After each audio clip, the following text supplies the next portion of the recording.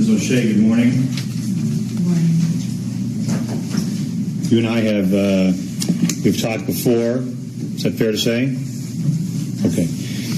One of the things I'm sure you remember when we talked previously is that it is important for your answers to be verbal answers. Okay?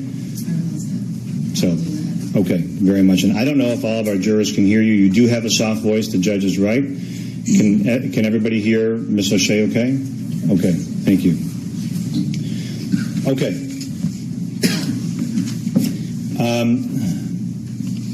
I know this was a deeply tragic and emotional event for you. Fair to say? That's very true. I just want to ask you some questions, and then I'm going to ask you questions about something you said on the roadway, okay? And, Your Honor, can I just, for expediency, can I just take a transcript and put it up there in case she needs to refer to it? I'll just put it on the side. Sure, show the prosecutor what you're Yes, I just have a transcript that has, we have a book of transcripts, just in case she... Any problem with that, Mr. Johnson? No, Your Honor. May I approach, Your Honor? Yes. Thank you. And so if you need this will be right here for you to reference it. Okay? All right.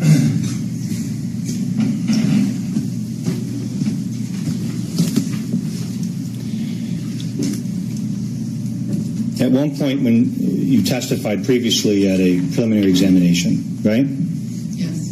And you were under oath at that time. That's Yes? correct. It was closer in time to the incident than today. That's correct. And I think you said again, so let's go over a couple things. Is it your memory that about a mile or so before the rest area, you saw this vehicle and trailer move, or you moved in the right lane forward to make room for him to get over? That's right. About a mile or so before the rest area. Approximately. Okay. And I know, and I'm not trying to quarrel with you. When you testified previously, that was your testimony, was about a mile or so before. Does that help refresh your recollection? Yes. And once you move forward, the vehicle and the trailer were in the left lane, and then you move forward in the right lane, right? Yes. And then after you move forward, the vehicle moved into the middle lane, yes? Yes. Operated in the middle lane for some period of time, right? I believe so, yes. And then moved to the right lane behind you, yes? Yes. And then remained in the right lane, is that right? That's correct. Okay. Mr. O'Shea, is it, and I'm going to ask this question and try to bear with me, isn't it true that the vehicle that Mr. Warren or the vehicle in the trailer actually had moved into the right lane within 3 or 4 tenths of a mile of getting onto I-75, not the mile, the 2 or 3 miles down the road that you've testified to?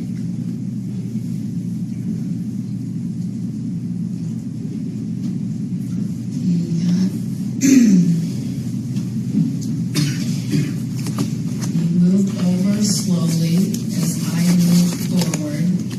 So you're asking me, can you ask the question? Yes. You've testified that it's about 4 miles between the entrance of Dixie Highway onto I-75, and that about a mile or so before the rest area, you move forward in the lane you were in, yes? Yes, but I think it was a little before that. Okay.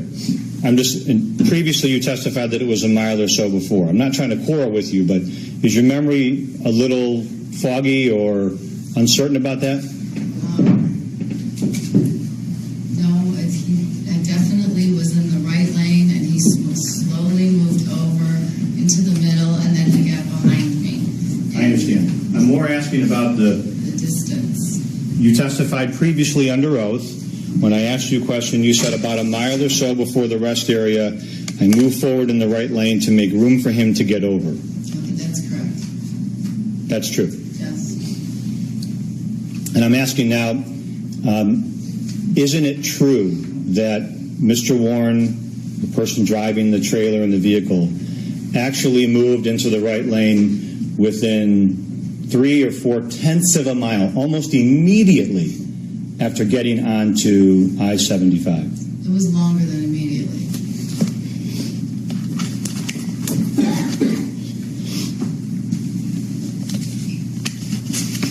Your Honor, can I show the witness a couple of photographs and see if I have some exhibits that we pre-marked? Sir. Okay.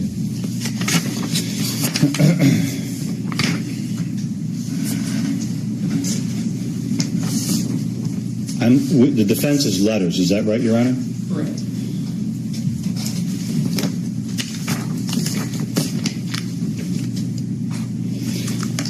Let me show Mr. Hudson.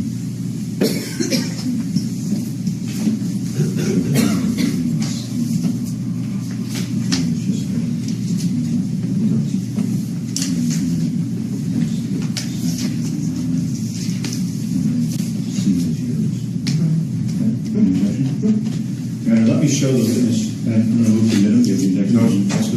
I'll move to admit, Your Honor, defendant's exhibits A, B, and C. Any objection to admitting same? Oh, no, you're not at all. You're not. Okay, A, B, and C are admitted. Please identify them for the record. Yes, Your Honor. Can I approach repeatedly for this witness statement? Defendant's exhibit A, Your Honor, is an overhead map. So it's an overhead map showing the entrance onto I-75 from Dixie Highway. Do you recognize that? Yes. That's mile marker 93, is it not? Yes. Okay.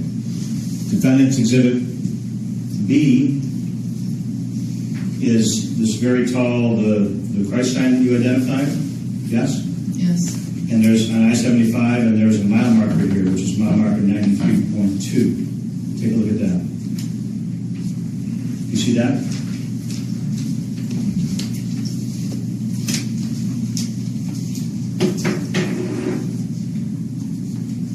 You see that, Mr. O'Shea? Yes. And the defendant's exhibit C, which is one of the state's exhibits, but this shows mile marker 93.4 on I-75. You see that? Yes. And there are tire marks here. Do you see these tire marks? Yes. These are tire marks that the state has identified as can come from the shirt. Your Honor, I don't have to comment. Okay. Would you agree that those photographs show that Mr. Warren, or the driver of the Volkswagen and the trailer, having actually gotten over into the right lane within 0.2 of a mile? Your Honor, again, I don't think she can comment. Sustained. Is it possible that? You know, those are his tire Hold marks. on, wait a minute. I don't want to argue with you, Ms. O'Shea. So the objection's been sustained. With us, he's asking the questions, you're posing the answers. Is it possible that you, in hindsight, as you think back about it, that you've misremembered that point about how long it took Mr. Warren to actually move over into the right lane, and that it was in fact almost immediately after entering onto I-75?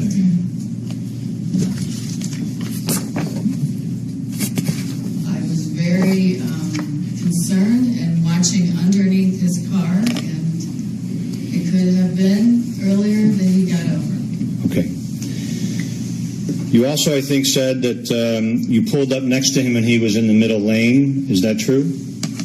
I believe I said he was in the right lane when I pulled up next to him, and I turned and looked at him, and he did not look back. You mean he was in the left lane? He was in the left lane. Okay. Did you ever say that you pulled up next to him when he was in the middle lane? Not that I remember. You did talk to a police officer named Trooper MacArthur the same day of this incident. Is that true? Yes, I did. And you talked to Trooper MacArthur at the hospital. Is that true? Yes, I did. Did you tell Trooper MacArthur that, quote, you pulled up next to him and he was in the middle lane at the time? At the time, he did say that, or I first said it, and then I said no, he was in the left lane. The two of us were very emotional, and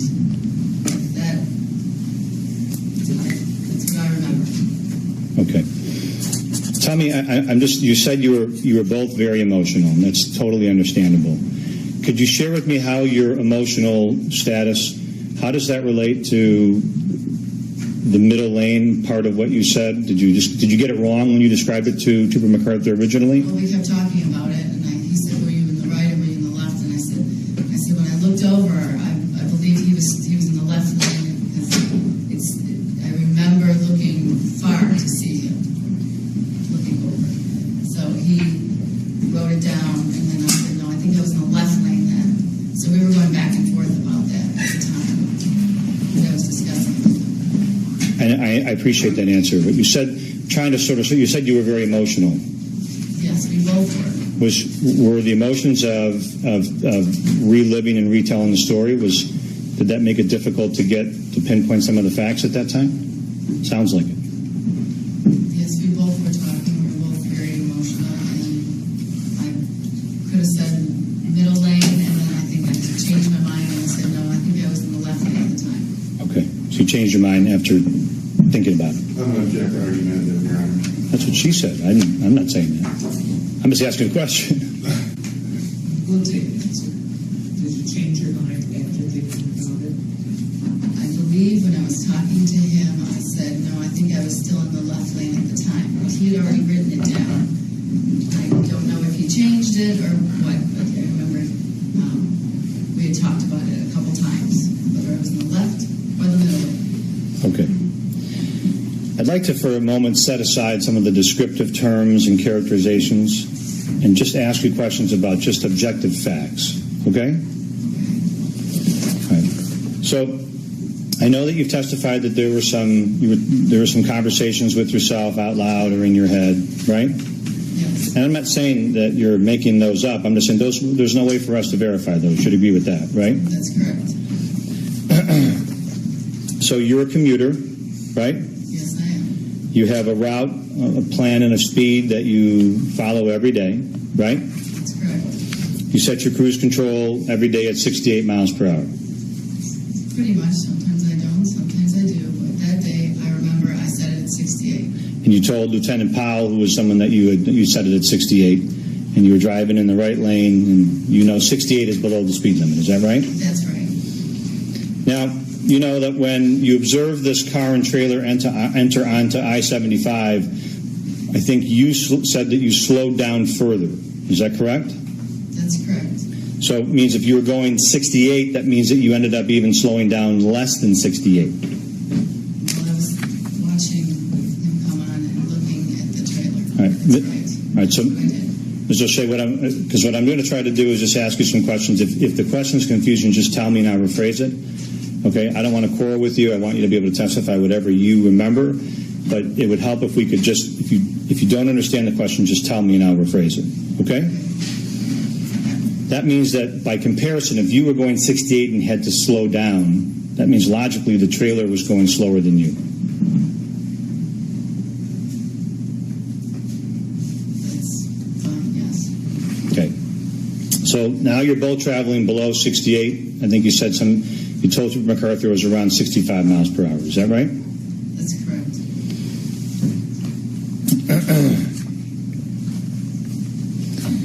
And then later, to skip ahead, when you were traveling in front of the car and the trailer in the right lane, you were going 65 miles per hour. Is that right? Well, there were times when I was going 65. There were times when I was going 68. And then when I moved in front of him, I probably sped up more in front of him.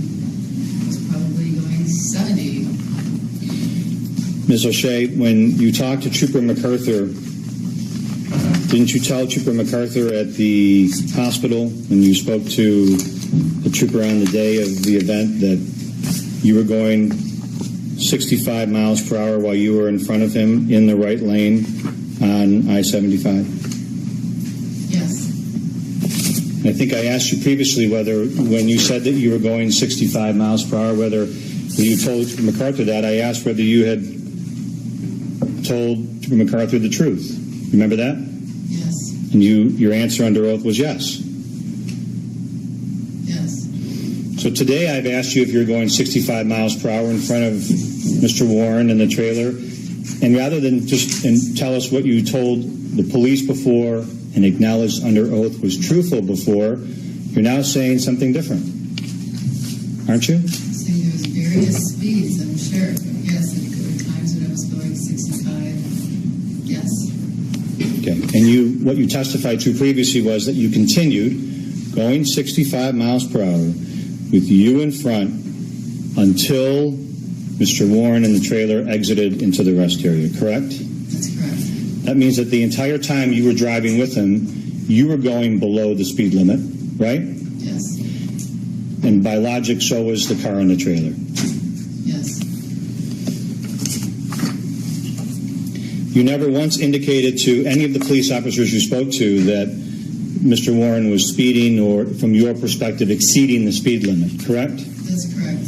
You never once told the police, from your perspective, that Mr. Warren was driving, given the conditions, in a excessive speed. Isn't that true? That's true. He wasn't weaving. Not that I saw. I asked you previously under oath if he was weaving, and you said no. You remember that? Your Honor, I think that's what she testified. Okay. If you're saying not that you recall, sometimes not that I recall. I don't. I just want to make sure that that it's an affirmative answer as opposed to a. Do you remember? I never saw him weave. Okay. How about you never saw him swerve either? Is that right? Never saw him swerve. You never feared him hitting or veering into you. Isn't that true? That is true. He didn't make any sudden movements. No, I did not. And when he changed lanes, your recollection is he did it slowly. That's correct. He had his headlights on. Yes, he did. When you looked inside the vehicle, you did observe the driver. Is that right? That's correct. You never observed him, from your perspective, looking at his lap, right? No, he did not. Nor, from your perspective, fiddling with his radio? I did not see that, no. Didn't appear to be on his phone? No, Not texting? not that I saw. Didn't appear to be nodding off, when someone's kind of nodding off? And you never once indicated to the police that he had done anything of that sort. Isn't that true? That's true. And instead, from your perspective, it appeared to you that he was looking straight ahead. Is that right? That's right. Now, you said this, you did the position before. Will you show us where you said his hands were? They were 10 and 2. 10 and 2. That's the position that young drivers are taught to drive in their hands, as you know, right? Correct. It's the safest way to maintain control of a vehicle from your perspective, right? That's correct. Now, can we agree that even though you see his face ahead and his hands on 10 and 2, you're not telling us you could see his eyeballs or which way his eyes were looking. Is that true? That's true. You would agree that even if he's looking ahead, he could be looking side to side with his eyes. Fair enough? Just with his eyes. Yes. Okay. Have you driven, when you drive 60 miles an hour as an example over the course of 3 miles, that's a mile a minute, right? Right. Okay. So you're on the road with him for a little bit under 3 miles, true? That's true. So from mile marker 93 to mile marker 96, basically. Yes? Yes. I know today you said it was about 4 miles, right? A little less. Not trying to quarrel with you. Did it just seem longer in hindsight? Does it seem longer than 3 miles now when you think back about it? Yes. So your memory, because of the gravity of it, makes it seem like it just took forever, right? Yes. Now, would you agree that I don't want to use words like normal and that, but would you agree that typical entrance onto a highway is you merge into the right lane of travel? Yes. Okay. Are you familiar with this exit and this entrance? Yes, I am. Can I get my boards over here? Yes.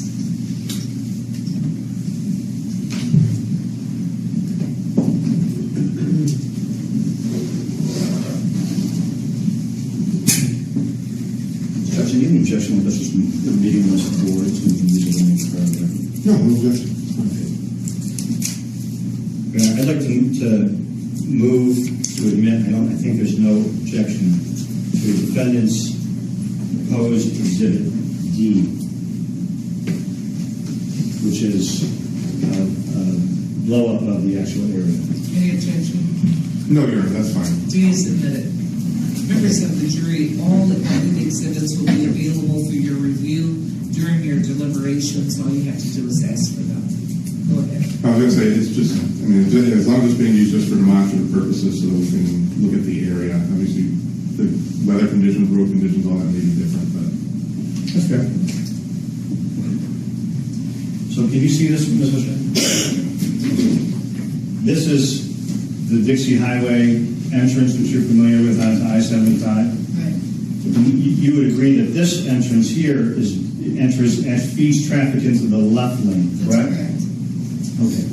Which is commonly amongst drivers referred to as the fast lane. Is that fair to say? Okay.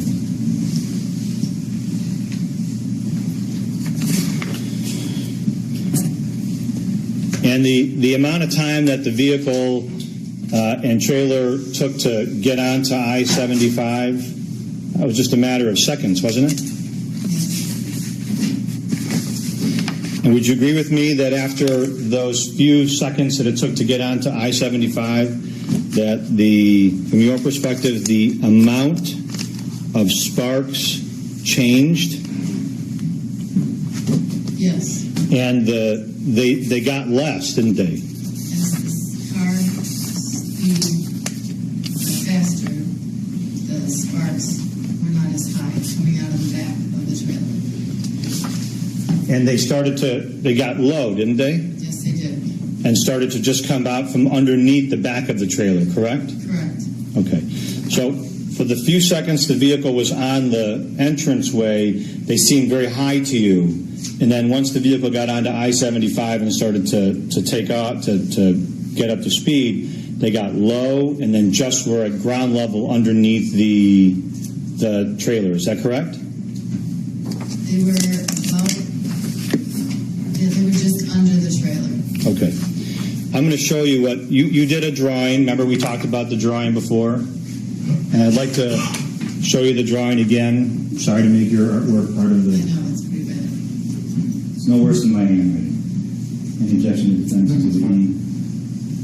Let me show you what we've marked as defense exhibit E, which is your... You have the other one, right? No, it's on there. Okay. You put some chairs in sleep? Yeah, I get it. I was going to suggest setting up the Alamo so we could actually show the jurors the exhibits as they come in. So,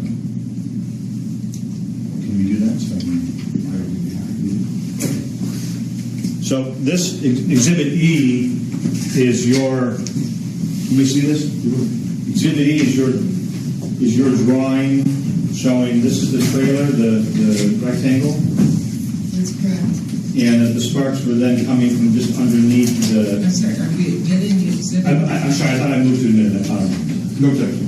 He is admitted, go ahead. And the sparks were coming then from underneath. Yeah? Okay. Yes.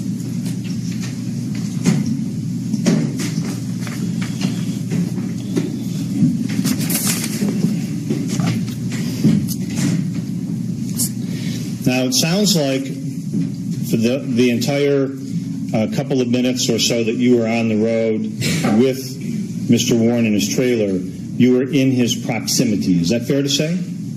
Yes. One point you were behind him, although in a different lane, right? That's correct. One point even with him, although in a different lane. Another point ahead of him in a different lane, yes? Yes. And another point further ahead of him. Is that right? Yes. Okay. So, were I to say that there were no other cars in and around Mr. Warren, that would just not be true because you were there, right? Right. Okay. You know drivers have blind spots, right? That's correct. And a blind spot may be visible to people who are on the road elsewhere, right? Right. And we had talked before about the example of a gas cap. The driver might not see a gas cap, but another driver on the road would have the vantage point to see that. You remember that? Right. And the same for a flat tire. That's correct. And you've had experiences where you're driving and you're unaware of something and another driver on the road points it out to you. Yes. And you can't react to the problem until someone points it out. That's correct. Doesn't mean you were ignoring it or disregarding it. It just means you can't react to it. Right? And after Mr. Warren got onto the highway, you said the sparks got shorter and less bright. True? I want to be clear about a couple of things. The sparks were underneath the trailer, right? Right. They were lower than the height of the car, correct? Once you got onto I-75. That's correct. They were lower than the height of the trailer bed, correct? That's correct. They were, and the trailer bed is lower than the car. Yes. This trailer bed was actually covered in plywood, a solid surface. Isn't that true? Yes, it was. Which would make it even more difficult to see the sparks. Well, I'm going to object to the inspector. I would try. State. Is it fair to say that from your perspective, what you saw, the sparks were definitely coming from underneath around the front right tire or the front left tire of the trailer? Yes? Or were they just coming from the back? Coming from underneath. It's clear to you when you drove back and forth and around from your perspective that they were not coming from underneath the car, right? That's correct. Okay. I understand. The car is where there are sensitive things like gas tanks and mufflers and things like that, right? The trailer is just an inanimate piece of wood and metal, correct? Correct. Okay.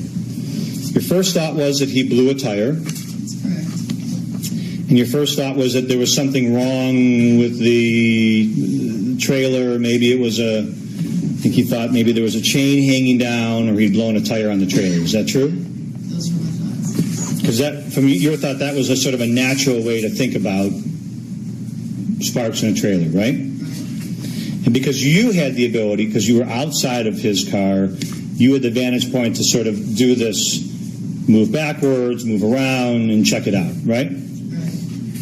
You saw that the vehicle tires were okay, Yes, they were. and it appeared to you the trailer tires were okay. Yes, they were. And the only way you were able to learn that was because you maneuvered back and forth from your vantage point, correct? Correct.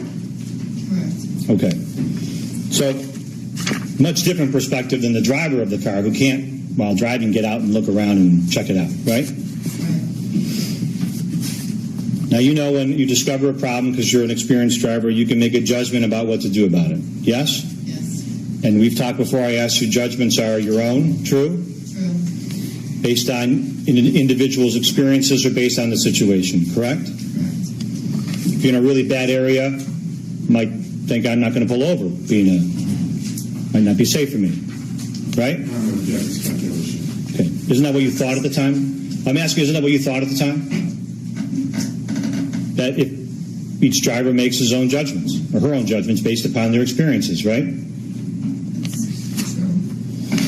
You didn't know Mr. Warren or the driver, right? You did say to yourself at some point, I think you said, why isn't he seeing this? True? Why isn't he pulling over? Didn't you actually at one point say to yourself, why isn't he seeing this? Why isn't he? Yes. Okay. And I'd asked you about that previously, and you testified to that previously under oath, right? Yes. When I asked you your thought process about why isn't he seeing this, that means because at that time, in real time, you were leaving room for the fact that the driver may not be aware of the sparks. That was in your mind. That's why you asked the question to yourself, correct? Right. Because you didn't know what his blind spots were or what he saw or didn't see, right? Correct. Again, speculation. Well, I'm talking about her reaction. This was her thought when she said, why isn't he seeing this? But again, he's asking her why. Because the other person's this, and this. But she asked the question of herself. I'm not asking to speculate about him. I'm saying that was her. Let me just say this, witness, if you, I don't want you to respond if you don't agree. If you agree, then you can say something, okay? You can ask leading questions because it's cross-examination. All right? Okay, go ahead, Mr. Ryan. Thank you.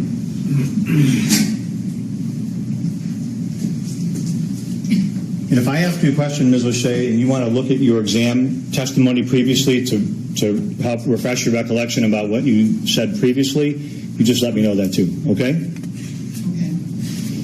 Okay. I'm going to put this up here. This is the trailer. This is Exhibit E, the trailer that you you drew with where you believe the sparks were. How do we is it right in this feature?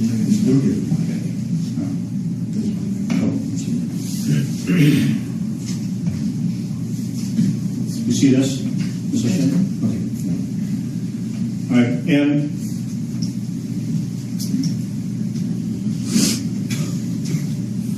you drew the trailer the way that you remembered it, right? Right. And Exhibit E, which is admitted, has a rectangle with two wheels, and it has that connecting arm. Is that right? Right. Okay. The connecting arm in that, from your recollection, from what you saw on the roadway, that's how you drew it, with a straight arm, right? Right. Okay. Now you talk with a police officer we know at the hospital, Trooper MacArthur, Yes. and then you talk with another. Then you wrote an email, right? Right. And then you talk with another police officer whose name is Tawana Powell, right? It's true. And never once to any of those three, whether it's to Trooper MacArthur or an email or to Trooper Powell, did you ever say that when you saw the trailer, the arm appeared to be bent? Isn't that true? No, I don't recall an arm being bent. Right. Nor did the trailer look like it was tracking not right behind the vehicle. You never said that. True? Nor did it look like it was off kilter. Is that fair to say? That's fair to say. Okay. And you had multiple different viewpoints of it while you were on the road in real time. That's correct.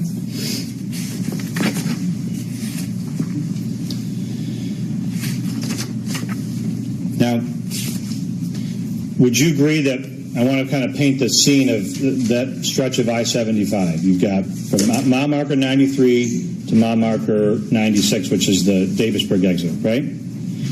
Yes? Yes.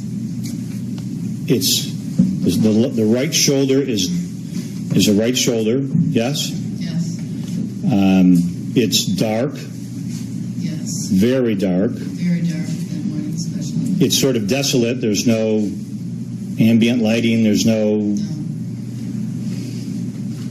And at the time, you thought to yourself, as you were driving behind him, and this shoulder could be dangerous. As I was driving behind him. Excuse me, you're driving in front of him. You thought this shoulder could be dangerous. Again, I'm going to object. Speculation whether that's was it in her mind even pull over. You can ask the question. Yeah. You can answer. Was that in your mind? Wasn't that in your mind that shoulders can be dangerous? Shoulders can be dangerous. Okay. Sure. And particularly if the driver if someone's going to repair their vehicle next to the travel lane, that could be particularly dangerous. Yes. People are killed doing that. You're right. Again, I'm going to object. Sustained. At the time when you observed Mr. Warren, we now know Mr. Warren in the trailer pull into the rest area, at the time you thought this to yourself, isn't this true? That the rest area is a suitable place to get help or stop or call for help or fix it. That's what you thought in your mind at that time, right? Yes, so I went on. And in your conversation with Trooper MacArthur or in your email or with Trooper Powell, you never said that when this vehicle pulled into the rest area, it appeared to be zooming or storming in there. Is that true? No. I wouldn't have seen him even pulling in. Okay.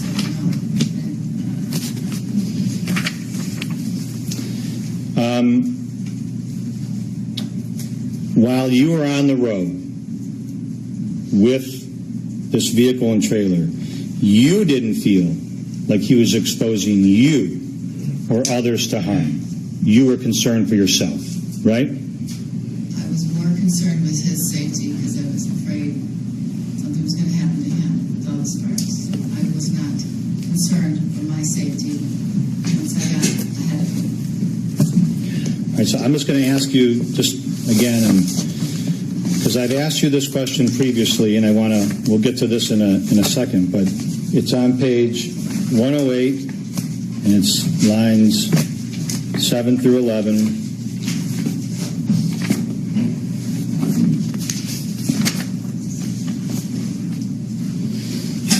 I asked you this question.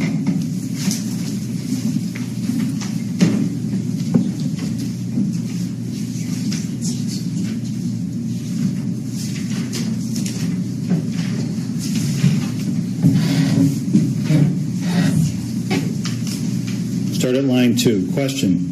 You were scared for him. Answer for him. Correct? Isn't that what I asked you and you said that? Yes. Question. You weren't scared for yourself. Your answer was no. Correct? No, it was not. It says you weren't scared for yourself. The answer is no. Isn't that true? That's true. Question. So I want to make it real clear that even at that moment, while you were on the road and he was on the road, you didn't feel like he was exposing you or others to harm. You were concerned about him. Fair to say? What was your answer to that question? Fair to say. Okay. Now, I know that you've talked about, you've talked for a second, Ms. O'Shea, you've talked for a second about how you felt once you kind of qualified that and said once you got ahead of him. I'm going to talk about that in a second with you, okay? After this had ended, you did end up hearing news about what had happened on the roadway, correct? Hours later, I did, yes. You started to piece it together. Yes. And you went to the hospital. Yes. It was a deeply emotional scene, wasn't it? Yes, it was. You saw state police cars. Yes, I did. You asked where Trooper Wolf was or where he was, right? I asked where the police were. You went up an elevator. I did. There were chaplains there. Yes, there were. On the elevator with you. Yes, there were. You were hearing from others what a great guy Trooper Wolf was. Yes, I did. You went to the 4th floor and the entire hall was packed with troopers and police officers. That's correct. They were crying. Yes, they were. You were crying. Yes. Consoling each other. Yes. It's a very emotionally moving scene. Yes, it was. And how could it not be, given what, now you would probably be emotionally moved just seeing that, let alone what you'd seen on the roadway. Fair to say? And you were interviewed within hours of this incident by Trooper MacArthur, right? That's correct.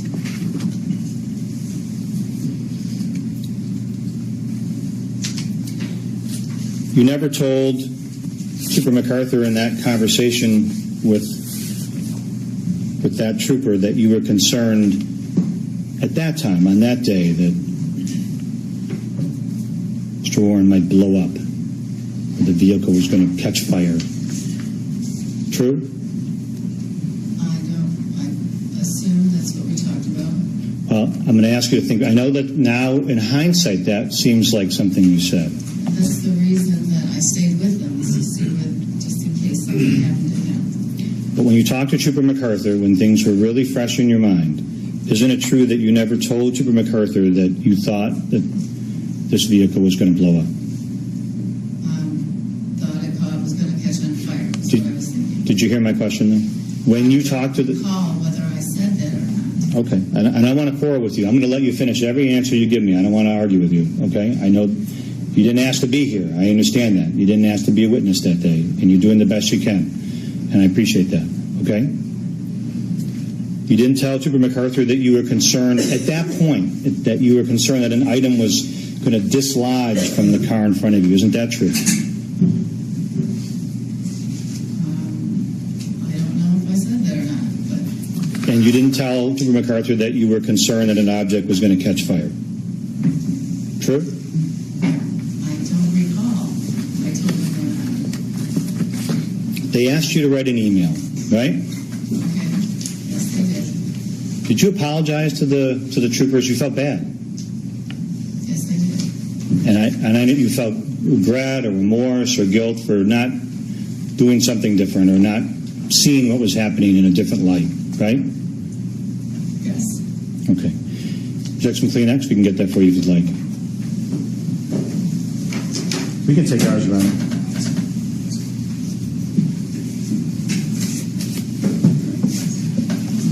Take your time.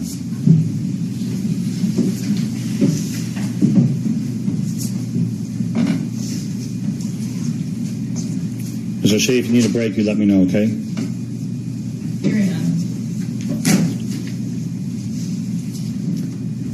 Is it fair to say that the emotions still overwhelm you today? Yes. Okay.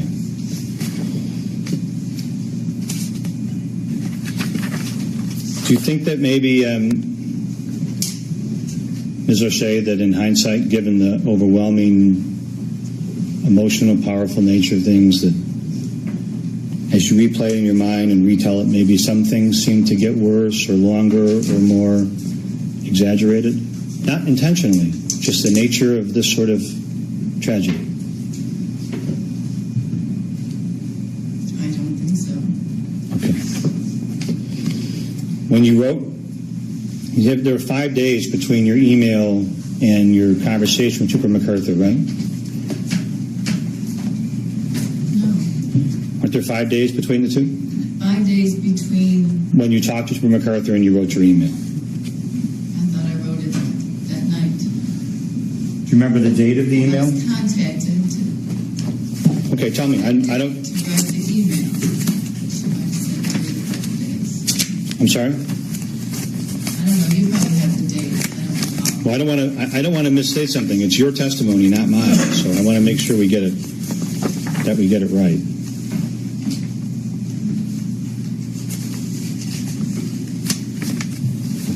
I think they told me to write it down that night and send it to them after the weekend.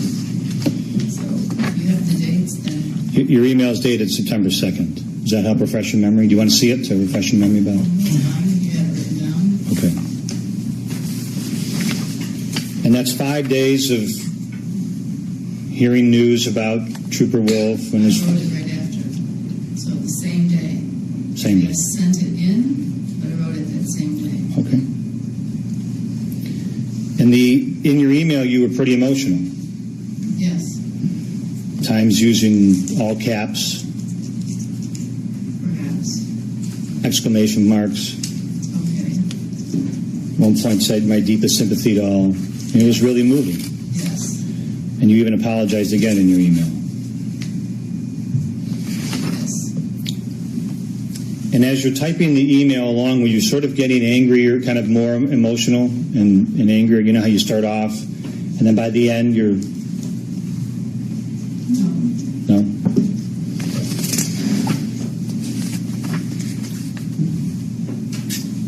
In your... We know that we talked about what you talked about with Trooper MacArthur.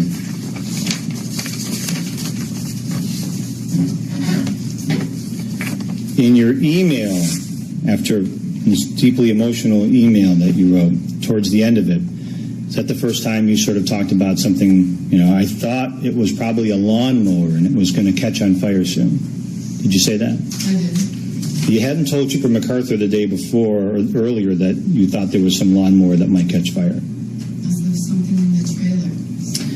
But there wasn't a lawnmower. When I got next to it, I could see there wasn't a lawnmower. Right. And so that's based on Mr. Warren would know what was on his trailer. You, at the time you had that thought, you didn't know what was on his trailer or not. Lawnmower trailer to me. At first Right. when I saw it. I'm not trying to quarrel with you. I understand. I'm just saying that you realize that the thought that a lawnmower was going to blow, that was based on, like, speculation or... Yes. Okay.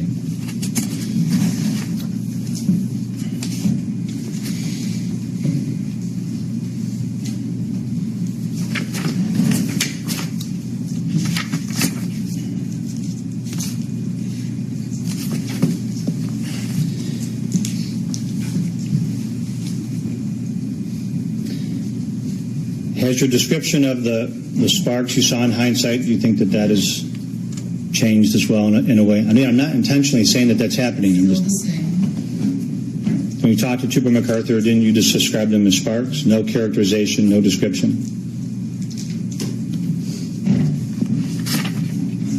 Sparks. In the email, though, then you wrote large amount of sparks. So second telling of it, it's getting larger. The sparks were, as I said, Do you understand my question or no? were the sparks growing as the time went by? Is No. that what you're asking me? I'm saying that I think that it's natural, Ms. O'Shea, that over the course of reliving the story, that certain details will get greater and greater. I realize that. By the time you talked to Trooper Powell, on September 3rd, you had the sparks now at 3 feet high. That was the first time you had said that. And they were. And again, that's Trooper MacArthur. You just described them as sparks, and the email said a large amount. And now, by the third official telling of this, they've gotten 3 feet high. Detective Powell asked me specific questions. Detective MacArthur asked me simple questions. And then when you came to court the first time, you described them as 3 to 4 feet high. They'd even grown a little bit there. Again, I'm not faulting you for that. I'm saying that's just natural. Would you agree with that? But didn't you testify under oath previously on page 122 they were 3 to 4 feet high? Yes. Okay, that's the first time you'd said that. 4 feet. Okay. Well, how about, can I ask you whether you think as you look back at it that what you did in the car got more animated over time? When I was talking in Yeah. the car? For example, when you talked to Trooper MacArthur, you said you flashed your lights. There was no mention of like using your hands or waving your hands, anything like that. I did that too. But then when you get, do you understand my question? I'm just saying you didn't tell that to Trooper MacArthur. In your email, you said you flashed your lights and you were screaming at him. I was screaming the whole time. Again, I'm not quarreling with you. I'm sure that's how you remember it. I'm just saying, do you see the progression? In the first telling, you don't say anything about talking to yourself. The second telling now, you've got screaming at him. And then in the third telling with Trooper Powell, you've got yourself waving at him, calling him a moron, things like that. All that happened, but I spent a lot more time with Detective Powell than I did with anybody else. You never told Trooper MacArthur that you were concerned that something was going to dislodge. You didn't ask. In your email, you never claimed that. No one was asking you what to write there. That was just what you remembered, right? Right. You never said that to Trooper Powell where she asked you specific questions and you had more time with her. You never said, I thought something was going to dislodge. True? That's why I moved forward.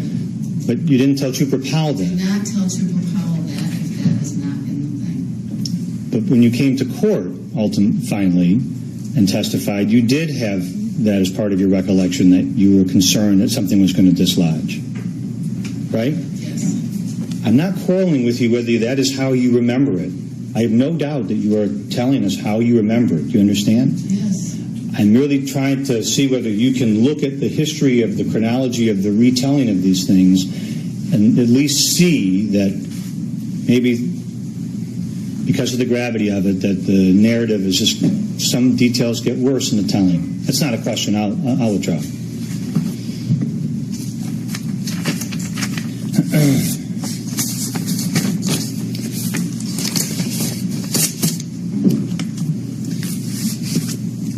Ms. O'Shea, I know that this was a deeply troubling event for you. Is that fair to say? Yes. It seems like you're still grappling with some of the emotions of it today. Yes? Yes. Okay. I apologize that you had to go through that and that experience and that I had to put you through questions here today. But I do appreciate your time and your patience, okay? So, thank you. Oh, can I have 1 second, Your Honor? I'm sorry.